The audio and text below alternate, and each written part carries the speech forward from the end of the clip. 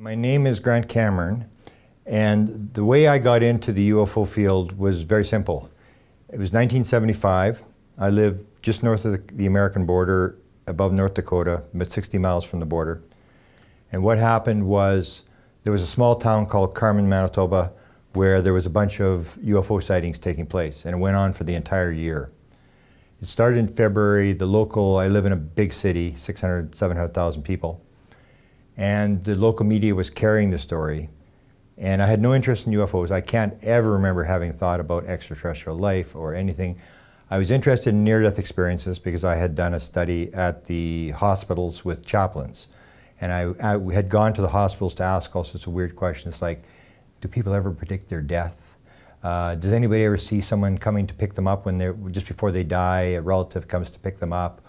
Does anybody have a near-death experience? All this kind of stuff. Does anybody ever predict their death? So I asked these things, and I did a paper when I was at the university, and I was interested in Edgar Cayce, but I can't remember ever thinking about UFOs. So what happened was these sightings started, and we used to drive around the city as young 20-some-year-old kids. So instead of driving around the city, I said, let's go out and to Carmen, and let's see what everybody's looking at. My friend said, okay, we'll do it, and we didn't do it. We didn't do it for 3 months. What happened in 3 months later was May of 1975. The local TV station managed to catch this thing jumping off the ground. They had it surrounded on the ground, and there was a film crew there, and they managed to catch this thing as it jumped off the ground, and it became a viral story in my city. NBC News picked it up.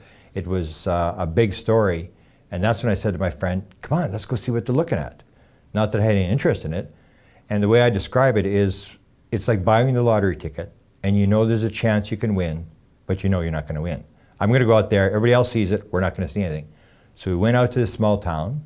It's about 11 o'clock at night. We drove into town, drove out of the town, drove into town. We were looking around at stuff, and we said, what are they looking at? And we were looking at planets and stars, and well, if that's what they're looking at, it's not very impressive. We had no idea what everybody's looking at. My friend said after an hour, he said, we'll drive into town one more time. If we don't see anything, let's go home. I said, fantastic, this is a total waste of time. We turned to go back into town, and it appeared, coming from the left to the right. It looked like it was alive. Nobody in the car said, is that what they're looking at? Is that what it is? Everybody just instantly said, there it is. Everybody knew instantly because it was just so bizarre. And it was coming from the left. It was moving to the right. It was down low, moving very, very slow across the road. It wasn't a light in the sky. It was an actual object in sort of fairly close, maybe half a mile, 3/4 of a mile down the road. It was bobbing up and down. It was moving up and down. And it just like, I was just floored. I couldn't believe that I'd actually seen something. So it was going in behind this set of school buses, and I remember the car was still moving, and I was getting out of the car, it was still moving because I wanted to run through the ditch to these school buses because I knew it was going to go in behind the school buses. It was so low I wouldn't be able to see it anymore. And I just watched this thing sort of pulse away. It was pulsing, and it just flew off into the distance. I went out 2 nights later, dragged all my friends out there. There was 28 people sitting on the side road in the middle of nowhere from all different directions. And the second night it came right at us. But most of the people had left. There was only 2 cars, maybe 8 people left when the thing finally came. And that night it came right at us, and it sort of came right at us, and then it sort of moved and it sort of flew away, and it had a little green glow on the back and this red pulsing object. And I was just floored. I'm thinking, that might actually be someone from another planet. I was just floored. And then because it had been a big story in the media, then I decided to find out why nobody was investigating this. Why was nobody talking to people in town? Because the rumored story was that half the people in the town were seeing this thing. It was flying there every night. So what I did is I gathered all the material together, and I interviewed hundreds of people, and basically nobody wanted to talk. They would just say, how did you know I saw something? And I'd say, well, so-and-so told me. And then they'd go, well, I saw something, but it really was nothing. And they'd start that way. And then by the end of the interview, they would be telling you basically what they saw. And then they would say, I wasn't the only one that saw it, you know. And then they'd give you 3 or 4 names. So at one point, I had like 300 people on a list I hadn't even interviewed yet. I put all this together in a book, in a manuscript, and I tried to get it published in 1977. And nobody would publish it. And the local publisher in this city of 700,000 people, where everybody knew about this story, said, Mr. Cameron, you may believe in this kind of stuff. Count me among the unbelievers. And I went, oh, this has been a total waste of time. And it was from that moment on, which transitioned me, is I said, all I'm interested in now, I'm not interested in anybody's sightings, what people saw. I'm not going to try to convince you what it was. All I'm interested in is, what was that object that came in front of my car that night? Somebody in this world must know what that is. I'm just a little guy on the prairies in Canada. Somebody knows. And so I started this process. First I went to the Canadian government, to what the Canadian government had known. I ended up chasing around the president of Penn State University for 8 years, and he knew what was going on, but he didn't want to talk about it. We had a bunch of researchers, and he led us to the presidents. He was going to give some of his material to the library, the Truman Library in Independence, Missouri. And it was at that moment when I got to the Independence Library looking for Dr. Eric Walker from Penn State at his material. It was at that point they didn't have the material that I was looking for, and I said, what do you got on UFOs? And I'm thinking, the President of the United States has got to know. He's the most powerful man in the world. And all they had was a bunch of telegrams that had been sent to the President in 1952 when the UFOs flew over the White House. And because he had put down a shoot-down order. After the first week they were there, Truman put out a shoot-down order, and this went viral on newspapers across America. And all these people sent it in telegrams to say, Mr. President, don't shoot him down. So they had those, and they had a couple other documents, and I'm thinking, that's pretty strange. There's really nothing here. And then what happened there was down the road from Independence, Missouri is Abilene, Kansas. It's maybe 2-hour drive west, and that's where the Eisenhower Library is. So then I went to the Eisenhower Library, and you have to be interviewed. It's a very formal place. People wear suits and ties and stuff. So I went in there and I said, I want to know about the presidents, and I was going for my interview, and they had 5 documents. And I said, well, how many pages of documents do you have? And they said, we have 28 million pages. And that moment I said, something's wrong here. 5 documents, and there's 28 million pages. Something's going on. Where are the documents? And so I started this pursuit of chasing around from library to library, presidential libraries, looking for UFO documents. Basically found out there really are none in the presidential libraries, except for letters that people send to the president, just very sort of non-classified stuff. And I did that for probably 30 years, till February the 26th, 2012. And it was at that time when I was watching Colin Andrews, the famous crop circle guy, give a lecture in Phoenix, Arizona. And I had no interest in being in the lecture. I'm not interested in crop circles. The only reason I went into the lecture, because he's a prominent guy. It's sort of like the Rolling Stones are in town. I'm not into the Rolling Stones, but let's go watch the Rolling Stones. He was like a big name. So I figured I should pay him the respect, go into his lecture, and watch him lecture. So I was in the lecture, but I didn't want to be in the lecture. I really wasn't paying attention to what he was saying, and I got what I describe as a download. This material came instantaneously into my head. It was material that I had gathered through the years. And what it does, it took 3 pieces of information that I'd gathered, it put them together in my head and basically assured me this is how it works. It came with absolute certainty, and I suddenly went, I know. It was the answer I'd been looking for since 1975. I had the answer. It was like I put on the glasses. I could now read the street signs, and it was the whole idea that consciousness, non-local consciousness, is the basis of the UFO phenomenon. That until you get away from the physical idea of UFOs and get to the fact that whoever these beings are, that they can move from the dream world into the real world, that there's this non-local, non-physical aspect to the thing, or even more directly, that consciousness is the basis of the universe, not matter. Consciousness is the basis, and you do not have a particle take a position in time and space until you have an observer, until there's consciousness. Everything's consciousness, everything's conscious, everything's alive. So all this came to me instantaneously, and then I just gave all my UFO documents. I was famous for getting the Rockefeller Initiative documents, which were the 1,000 pages of documents from the Clinton White House when Lawrence Rockefeller went to the Clinton White House demanding UFO disclosure. And I had filed an FOIA, and I got 1,000 pages of the correspondence going back and forth between Rockefeller and the people in the Clinton White House that basically showed that the Clintons were greenlighting a Roswell report, that Rockefeller was ready to put an ad in the paper and expose the president, that the president knew what was going on and he wasn't telling. So all those documents, once I had this download experience, I said, the president knows what's going on, he's never going to tell you, and this is a waste of time. So I gave all my UFO documents away to a PhD guy in Salt Lake City, and I said, I don't need him anymore, I'm going to do consciousness now. And twice I've been dragged back into what I call the rat hole of disclosure and government. One was Hillary Clinton when she was running for president in 2016. She suddenly came out and said, if I become president, I will disclose the UFO situation. And she said, do you know, to the reporter that asked her, do you know that the most requested item at the Clinton Library is UFOs? And those were my FOIs. Because I had the Rockefeller Initiative documents, 1,000 pages, I knew all the people, all the players.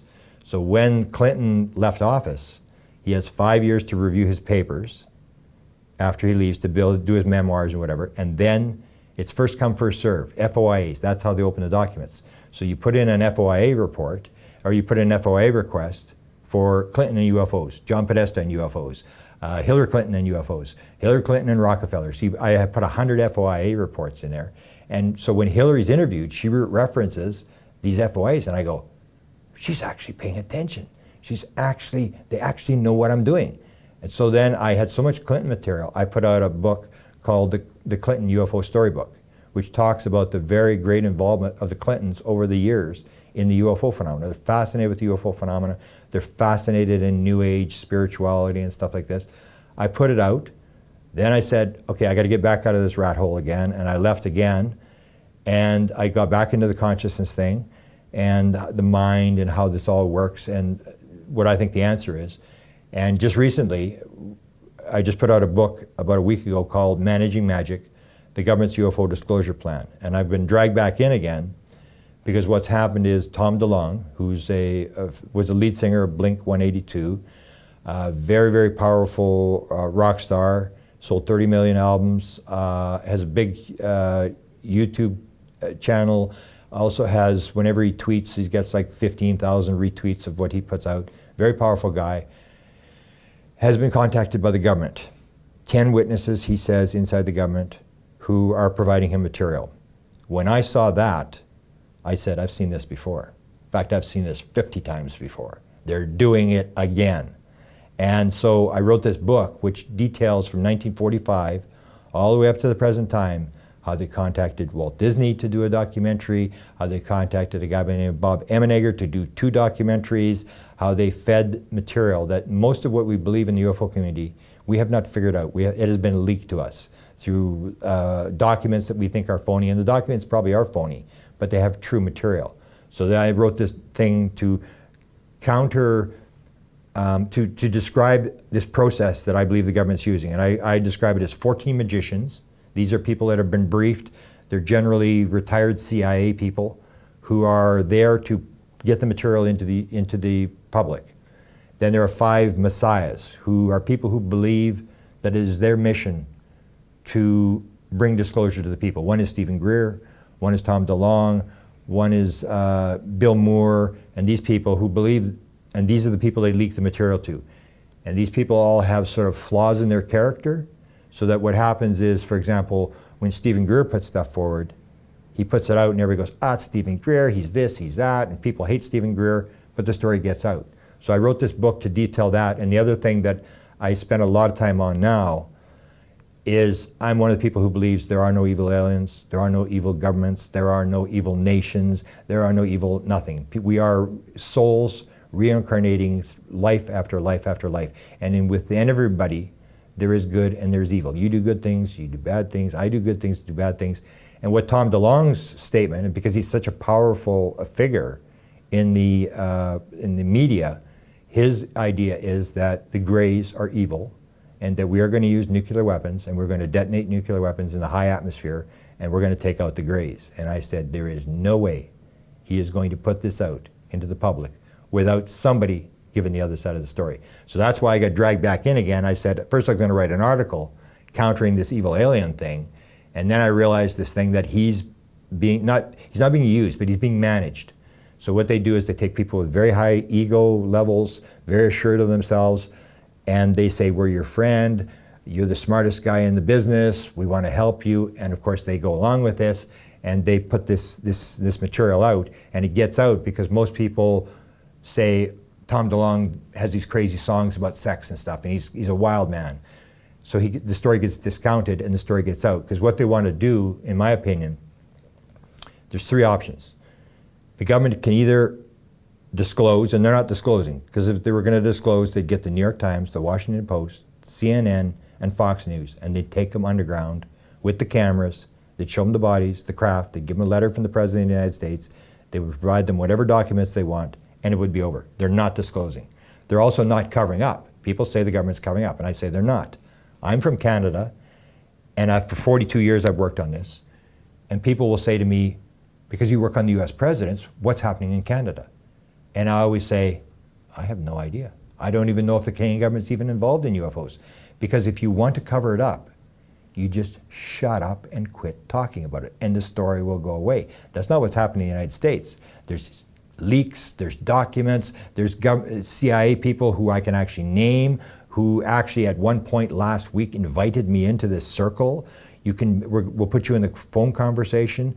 So there's this kind of stuff of this leaking, which means they're not covering up. They're doing something in between. They're not covering up and they're not disclosing. They're doing this middle thing where they're doing what's called acclimatization. That apparently think tanks were given this problem in the 1960s, and they all came to the same conclusion, that if you release this, there will be a meltdown in society for various reasons. And therefore you have to acclimatize the people to bring them up to speed, that we are not alone in the universe, that there's something else there. You cannot drop this in front of the people before the people are really ready for it. And so they're going through this process, and they've been doing it for 70 years. And so I do that, and then hopefully now I can get back out of the Tom DeLonge and the disclosure thing and get back to the consciousness, because I think that is where the answer is, this conscious element to UFOs. Okay, when it comes to the question of the government and our role in what they're doing, I would say that there's an expression inside Jim Semivan, who is an ex-CIA official who is actually running the Tom DeLonge thing, basically said, you get what you put out, or you attract what you put out. And this comes to this idea that people describe very traumatic experiences with aliens and stuff like that. The same as in near-death experiences. People will describe encountering evil aliens and evil beings and stuff like that. You'll have these negative things. In psychedelic experiences, people will describe encountering a devil. So this is the whole concept that you produce the world, that we are all together collectively through our subconsciouses creating this world.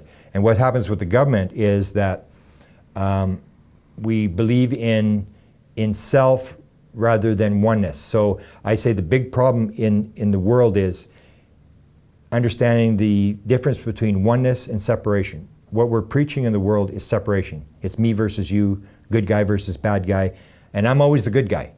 So because I'm the good guy, then the Chinese are the bad guys, the Arabs are the bad guys, and then now we've translated to the aliens are the bad guys. And what Ronald Reagan said when he was in power, and he probably knew what he was talking about, he said how the world would unite if faced with a threat from an alien civilization. We'd all realize we're just God's children. And this is the oneness message. And what I say, this is the other key. There's consciousness and then there's a oneness message. And the oneness message says that there's just one world government. So there's just one world, there's just people, there's just souls reincarnating, and that everything is connected, we're all one. And there's even been experiencers who have actually been shown these messages. And the one particular one was a woman who was taken to her father. Her father, she's up behind her father, and she said to the aliens, "Why are you showing me this?" And they said, "Just watch, just watch." And her father's sitting at this kitchen table with this checkered tablecloth on there. And then he takes the fork with his right hand and he drives it into his left hand, and the blood's shooting out. And she's going, "Why did you show me this? Why did you show me this?" And they said, "Sherry, this is the lesson of oneness. What you do to others, you might as well do to yourself." And that's this whole concept that that everybody is the same. There are no evil people. But the way we've set it up is we have separation, therefore we're the good guys, and there's these bad guys, and we have to be protected. So we have the military protects us, we have the government protect us, and we have this identity of being part of a group. So we're Americans, and that's one of the reasons. In the book I detailed the 64 reasons why the government has decided not to tell you the truth. And one is nationalism. It's the last refuge of scoundrels. So it's like, we'll have one world government, but the United States of America is still going to run it. It's like we're not going to, are the Americans ready to say we're no longer Americans, we're world people? So we have this, we come into these little camps where it's us, the Americans, and then all the evil people. So we spend a lot of money on military because we have these perceived enemies, when in fact, when you meet those people, or you're one of those people, or if you reincarnate as one of those people in your next life, it doesn't mean you're evil, it just means you're going to experience those other things, that everybody's the same. So that's where the problem with the government comes from, that the government plays this game that we are here to save you, we are here to help you, and people are kind of lazy, so people really are willing to hand off their power to the government, and they buy into this fear thing. There's either, in the universe, there's either love or fear. Fear is the absence of love. That if you get rid of, if you realize everything is love, everything is one, then the fear goes away. But they play on the fear that we're single, we need help, and so you buy into the government protecting us, that we are special, everybody else is not special, God has chosen our nation, whatever your nation is, and that's where you sort of cycle down where if you can say there's evil aliens, which is what Tom DeLonge was going to put out, which is the ultimate false flag. There's, Werner von Braun said from 1974 to 1977 to his assistant that the government would use a number of different ways. First, they would say that there's the Russians. You got to be protected against the Russians. Then it would be asteroids. Then it would be terrorists. And the final and the ultimate false flag would be evil aliens, an alien invasion. That we've got to take on these aliens, they're evil, we have to kill them. And people will buy into that, the same as they do in terms of movies. You have this adversarial thing, that what we found in movies is that people don't want to do alien movies if it has a good message, because it doesn't have that adversarial me versus them. You always have to have that fight thing, and that's what happens with the government. It feeds into our wanting to be sort of separate from everybody else, believing we're real, that the government's going to protect us, and in fact, it's basically all illusion. Everything is one, and that whoever the enemy, whoever the enemy you think is, be prepared, because your next lifetime, that's probably what you're going to be. And then you're going to learn empathy, and you're also going to show the world how you're going to handle the problem being on that side of the thing. Everything is experience in the universe. Everything is learning. The universe is just growing, it's learning, and everything's connected, everything's one, especially if you look at people who do psychedelic drugs. They'll say immediately the number one thing happens, the ego is crushed, and they suddenly realize everything's alive and everything's connected. And that's the message the aliens are trying to get across. 54% of all experiencers will say they were talked to about oneness and love. They were talked about reincarnation, and what I would say in the end, based upon what I've done in the consciousness realm, talking to experiencers, is that the UFO phenomena, I will bet the farm, the UFO phenomenon is going to be a lot less physical than people think it is, and it's going to be a lot more spiritual, however you want to talk about it, than it is. And the way we have it in the world today is, because science rules the world today, it is the God, it's the priests of the modern world. Everybody in the UFO community figures like we're the Rodney Dangerfield of science.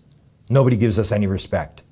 And so because you feel embarrassed about being a researcher, what you want to do is you want to appease the priest class. And the priest class is the scientists. So we want to be scientific. We want to be able to be skeptical. We want to analyze. We want to weigh. We want to touch, feel, whatever. And unless you can reproduce it or show evidence of solid stuff, we're not going to believe. And that's exactly why for 70 years, we've been running around in a circle, and if you ask people, what have you discovered, they'll say, oh, we really don't know what's going on, because they're looking at it as a physical phenomena. If you get away from the physical phenomena, and you particularly, most importantly, what I say the UFO community has to do, is they've got to get away from watching lights in the sky, because you can count them till the end of the world. How many green ones there are, how many red ones there are, how many fast ones and slow ones, you're never going to learn anything. It's not until you talk to what are called the experiencers, the people who are interacting with the aliens, because the aliens are whoever the entities are, because they are definitely interacting with people. And they're giving people material, they're giving people answers, and unless we talk to the experiencers, we aren't going anywhere. And if you look at the stats, and this was done, there's a big survey done by the Free Foundation, which was started by Edgar Mitchell, and they have interviewed 4,000 experiencers. And you see all sorts of very direct patterns that when you talk to them, they're saying all the same thing. 42% of all experiencers say that they have mathematical, technical, or scientific material in their head that they did not learn in school. They have been given stuff in their head. They've been given downloads. 40% of all experiencers say at one point during their experience, they knew the answer to everything in the universe, which means they had, at some point, had been tapped into the higher self, whatever you want to call it, the Akashic field, and then it was taken away from them. As they come back into the physical, it's taken away from them. 13% of all experiencers will say they have flown the craft. They have been allowed to fly the craft. So I say when it comes to evil aliens, people will say, oh, there's evil aliens. I said, well, if you believe there's evil aliens, listen to this. If you're a woman in Saudi Arabia, it is illegal for you to drive a car. But if you get abducted as a woman from Saudi Arabia, they will let you fly the ship, no insurance, no license, nothing. They'll just let you fly the ship. So the thing is, when you look at these stats, I say it's critically important to look at why are these high numbers. 37% of all experiencers have had near-death experiences. So you have these things, and people will say, well, I'm not going to listen to experiencers because they just sort of believe they're having these experiences. And I'll say, yes, it's true. It's all belief. But you believe you're a skeptic. You believe you're a scientist. You believe the world is flat, or round. You believe that it's solid.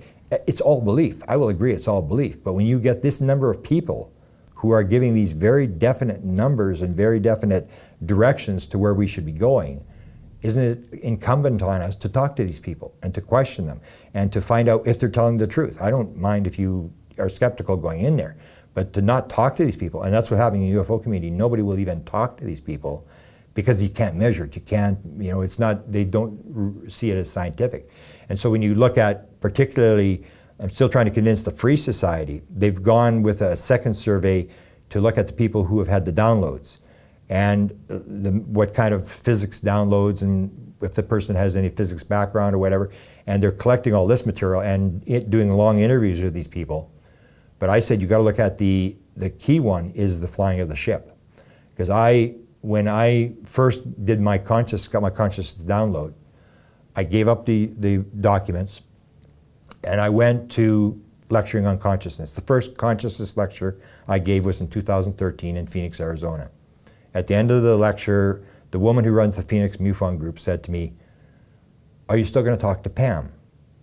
And I thought, well, I must have agreed to talk. I said, okay. And I figured maybe I agreed to talk to this woman, or I don't know what's going on. So I was at a house on the Monday, staying there, and she said, Pam's going to come to the house and you can talk to her. So Pam comes to the door. She's in her 70s with her partner, and they come in and she says, what did Stacy tell you about me? And I said, I don't know, I'm just supposed to talk to you. That's good. She sits down, she starts talking about remote viewing, and she's had these experiences or whatever. And then she said, and I was flying the ship last night. And I said, you were what? And she said, I was flying the ship. I said, they let you fly the flying saucer? And she said, yeah, I've flown 3 different models. And at that point, I'd never heard this. In 37 years, I had never heard this. I thought she was totally nuts. And so then I said, well, how do you fly a flying saucer? And she says, well, you do it with your mind.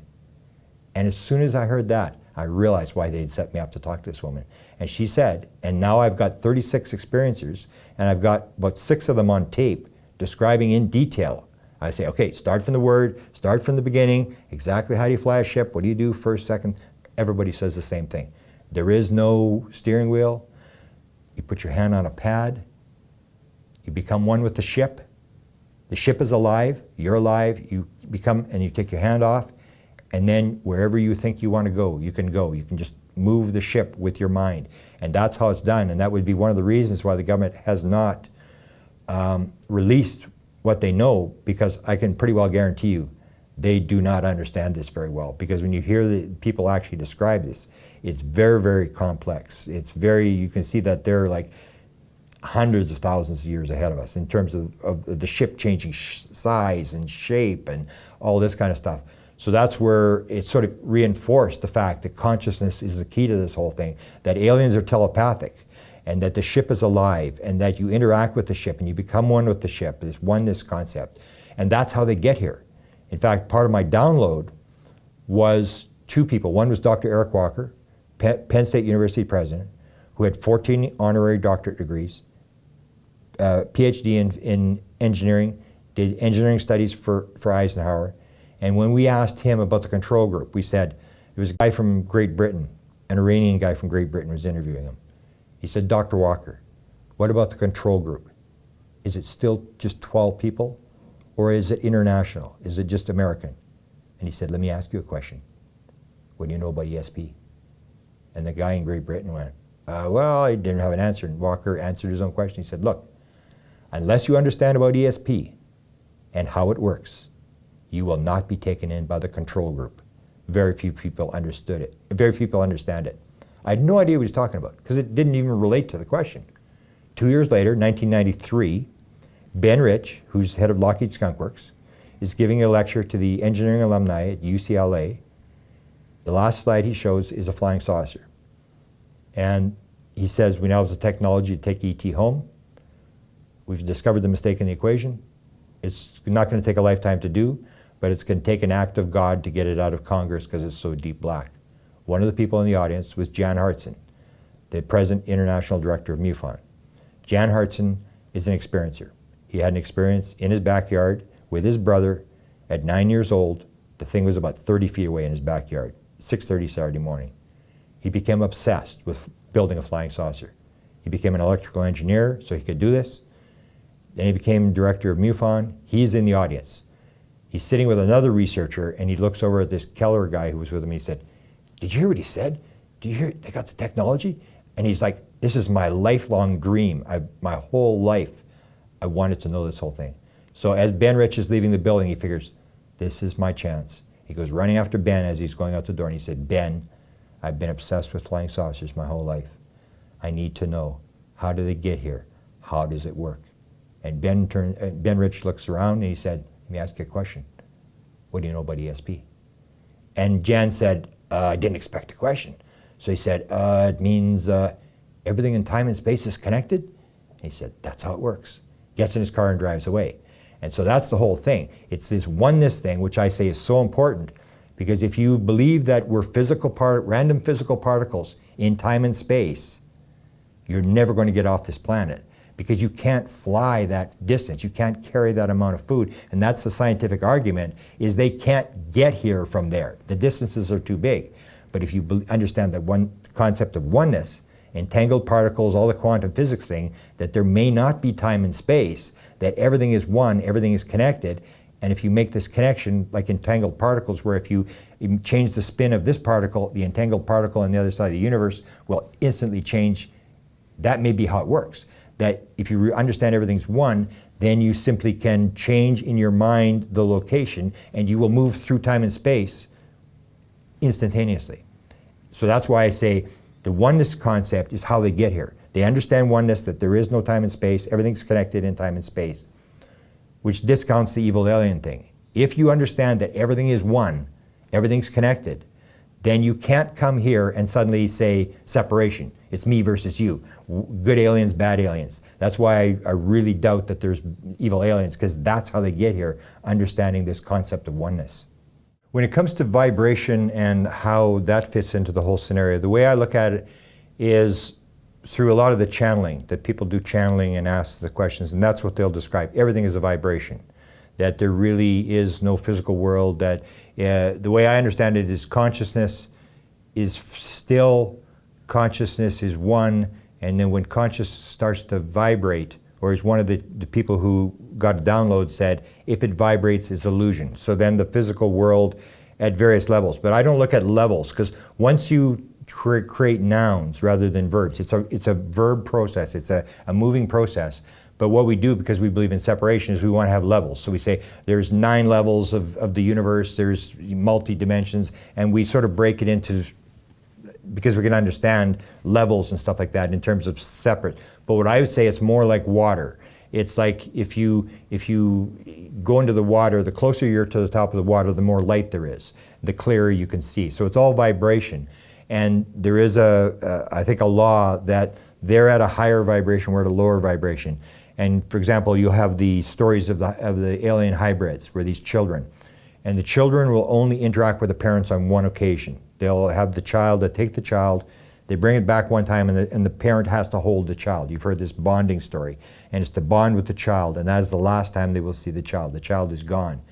And I would think that is an indication of this vibration thing, that that child cannot live on this world, because they are on a different vibrational frequency. So they are able to come into our frequency, so they can come into the physical world, take on a physical form, and then they can move back into their higher vibration.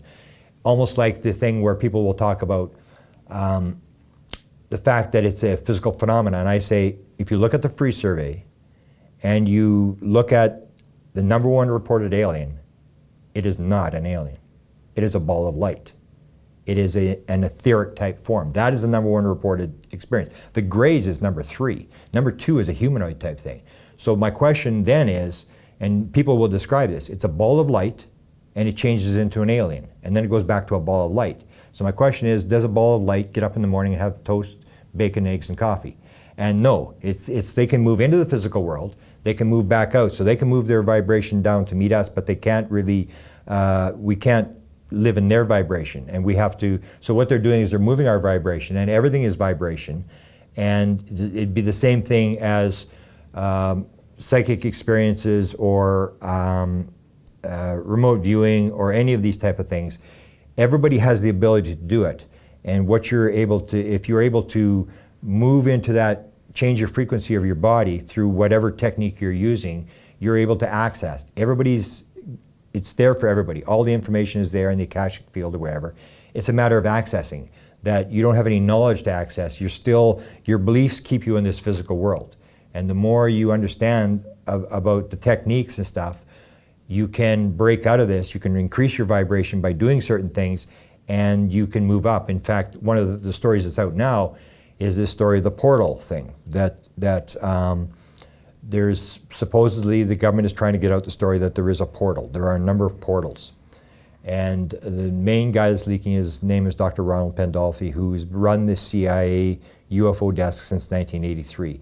He and his wife are putting this out. And for some reason, they want us to believe there's a portal. Now, when I first heard that, I thought, it's crazy stuff. I mean, it's like UFOs. I mean, it's crazy. It's science fiction stuff. They're making this stuff up. They're pulling it out of science fiction. Now, I talked to enough people who basically said, yes, this portal story is true, that there is this portal.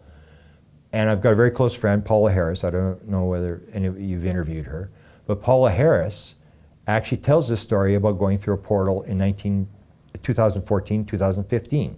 And when I first heard her tell the story, I said, what? And she told me the story, but it was this vibrational story. It's the fact that there was this guy from South America who was in charge. Antarel was the being, and they went to Mount Shasta, and they fasted for 2 days, and they meditated for 2 days. And this is all stuff to raise your vibration, that you can't do it and not eat meat and all this kind of stuff. So they have all these things which are supposedly raising your vibration. And then when the time comes, Paula tells me the story that they see a UFO, and then this Ricardo comes up to her and says, Antarel is here. Are you ready for this? And she said she just like freaked out. She's like, oh, I don't know. And she's like, well, what's going to happen? So they got up and they go into this forest. They pick 7 people that are going to go through this portal type thing. And they call it a portal. See, I didn't really know what a portal is. So she said they were there, and the ground looked, there's sparkles on the ground, and then this fog starts coming out of the ground, and she had to hold hands. There's 3 women, and they had to hold hands. And Ricardo says, you do not let go of the person's hand beside you until you're through this foggy mist thing that's coming up. So they go, and she said, when they got through this mist that was coming off the ground, she said it was the scariest moment of her life when she had to let go of these women's hands. And she said when she did, suddenly this 9-foot-tall alien is there, and he's talking in this voice that she couldn't understand. And all she could remember is one thing where he said, thank you. And that's the only thing she remembered. And then the next year, she goes through this thing again, and they're describing it as a portal. Now what the CIA is describing is a portal where on the other side, they actually call it a wishing well, that when you get on the other side, you can actually manifest. But again, it has this idea of it being in a sort of a different dimension, and you can move back and forth through this thing. But I would say it's the vibration is the key to everything. Everything vibrates. And so they're just on a different vibration, or they're on a different frequency that you would even get, for example, with learning how to do lucid dreaming or these kind of things, because they will describe the same sort of thing, where you enter this world where you can actually manifest things and you can ask questions and get answers and stuff like that. And a lot of people will report to me, they'll say, well, I was never abducted, but I had dreams about them all the time. And one of the channeling sessions, the alien said, we come to you in your dreams because now you're in our world. And that's the thing, you're in this different vibrational, you move to a different state of mind into this sort of dream world, and then you're more in their world. So they're in this dream world moving through, but it's more, it's not a level thing. It's more like a thing with water, that you're going into deeper water, or you're going closer to the light, almost like the idea of light. Because the next book I'm going to do is these confusions that we get in life. And one of them is the thing about light and darkness. So people believe the separation thing. There's light and there's darkness, and there isn't. There's just light. The farther you get away from the light, the darker it gets. But there is no light. There is no dark. Darkness is not a thing unto itself. It's just the absence of light. There is only light. And the farther you get away, the less light there is. So it's these kind of things where it's all one, and we sort of try to divide it into little pieces, because in this world we can sort of understand it. And then we come to this random idea that it's just random particles. It's all random, it's accidental, it's meaningless, we're just banging into each other. But it doesn't explain anything that happens in ufology. It doesn't explain any of the mental stuff. It doesn't explain what the aliens are doing. It's just, it doesn't go anywhere. So you have to get into this idea of the consciousness, of the vibration particularly, that everything is a wave, everything is vibration, even in quantum physics. You have this non-local wave. When there's an observer, the non-local wave breaks down and the particle takes a position in time and space. But everything is waves, it's all vibration, and when people start to understand that and actually believe it, actually use it rather than just believe it as being a concept, then you can start understanding what they're doing. Because they're not doing anything different. It's not really magic. It's just they're doing things that we don't understand, that we just don't have the understanding. We don't know how to move into their world, and we don't have the knowledge. If we had the knowledge, there would be no magic. It's almost like 500 years ago, if somebody saw an airplane, they would say it's magic. It's not. It's just you don't know how you're not prepared for that technology. You just don't have the background. So you learn consciousness is basic, everything vibrates, and you get into that world where you start to understand what's going on. And it's not as magical as people think it is. For example, I'll give you another example. A lot of people, when they talk about when they're abducted, they'll say, oh, they took me through the wall. And because we believe in this physical universe, you go, that's absolutely crazy. I mean, there's no way you went through the wall or the window or whatever. But if you understand the fact that it used to be 99.99913 times % of the atom is space, then it's all space. But now the figure is actually, because all the subatomic particles are all space, they're not all packed together in one solid thing, it's now 10 to the 53rd pieces of space for every piece of it we think is matter. And to give you an idea how big that is, there are 10 to the 52nd acres in the Milky Way, which would mean that 1 acre in the Milky Way is matter. The rest is all space. Like, it's literally all space. So if you come to that understanding, same as frequency, you start to understand frequency. If you understand the fact that everything is space, how hard is it for an alien to take a person who's all space and put him through a wall that's all space? It's just, you've got to do the vibration thing that holds the matter together. And if you can break those bonds or whatever they're doing, you can put the person through the wall with no problem, because it's all just space. And we just make assumption that I'm solid, the wall's solid, so you can't go through.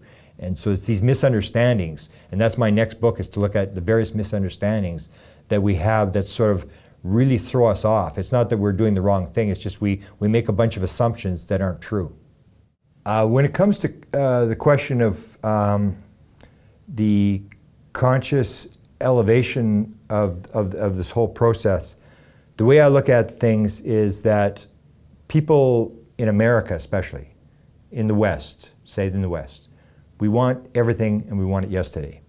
I have great compassion because the way I came through my experience, I take credit for nothing. I did not want to see that UFO. It was only because it was filmed a second time and put on TV that I went out there. When I had my download experience, I did not want to be in that room. I had no intention of being in that room. So I got dragged kicking and screaming. Even the music thing, I tell the story about the music thing. When I got involved with the music thing, I'm a musical idiot. I don't play any musical instruments. I don't listen to music. And when I was contacted by this prominent experiencer, Chris Bledsoe, and he said, the shining lady that is involved, she's above the aliens, this lady said to contact Grant and tell him that the message is in the music. I thought, well, you're wasting your time because, I mean, I'm not into music. And it turned out that Neil Young was one of the examples. And that got me dragged in because Neil Young grew up in my city. So I have been dragged kicking and screaming from step to step. So I have great compassion for people who don't understand. And I always say that if it weren't for my experiences, I would probably be in the nuts and bolts still. And the universe always has been and always will be, and that we as beings always have been and always will be. So I always sort of fight against people who say, we need disclosure now, and I say, we've got eternity. It's all about living, and the basic bottom line is, you and I, if it's a multiple life thing, if it's not, if it's just one life, then it all changes. But if it's multiple lives, reincarnation, everything changes. Because then the situation is, you and I both agreed before we came into this life to do certain things, to achieve certain things. We came into this world, we are going to leave this world, we're going to die. And the only thing that we have to worry about is what did I assign myself to do, and am I doing it? So we work on our own evolution, and the way what happens is, it's almost like the way the CIA builds the UFO story, is they put this stuff in fictional stories in Hollywood, and the more people talk about it, the more you and I discuss this and we bring up these ideas, the higher the consciousness rises. That things don't, we are no different than any other social or political movement. The women's right to vote, Hillary Clinton talks about this. 1848 was the first time that the women's right to vote issue was brought up, and they started to build groups and demonstrate and stuff like that. They didn't get the vote till 1920. It was a long overnight. Same as Greenpeace, the environmental movements. It was decades and decades and decades before they ever got off the ground. And with the women's right to vote, even when they got the right to vote, they're still not equal. So we're no different than any other social political movement, is that we don't get to have disclosure, or we don't get to have the answer because we think it's important. A lot of kids are dying of childhood cancer, and they will die because nobody cares because there's only 10 of them that have that certain disease. Because it's important doesn't mean it has to be disclosed. The only thing that's important is, what is my contribution to this thing, and that we have eternity to do this. So that if somebody doesn't understand, I was at that level one time, and so I've lived by two premises. I was raised in a very religious family, and so I was very familiar with the Bible, and in the Bible it says, to whom much is given, much is expected. And as I said at the beginning of the interview, I was obsessed with near-death experiences and Edgar Cayce. And Edgar Cayce said, knowledge not used is sin. So those are the things that have always driven me in my life, is if you don't know what's going on in the UFO field, you're ignorant of the UFO field, you don't believe it, you're going to be cut to slack. But if you know what's going on, you have the answers, and you don't do anything with it, you're in a way worse situation. It's like, to whom much is given, much is expected. So I feel honored to be in the UFO field, because I tell people that you're in the UFO field, and a lot of experiencers, because it can be a little bit of a tough life, or even if you're a researcher, you're not getting respect. And I say, you got to realize in the UFO field that you are in the Super Bowl of all stories. This is the biggest story that will ever be told.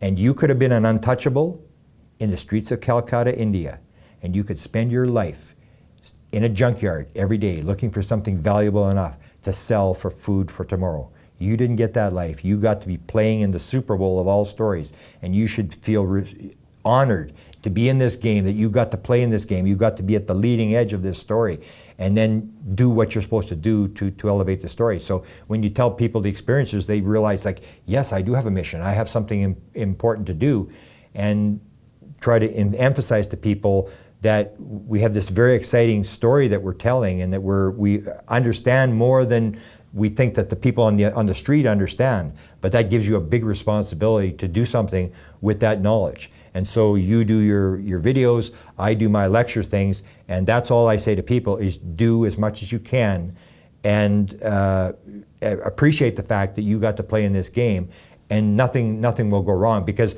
I had 3 big events. I had the download experience that influenced me.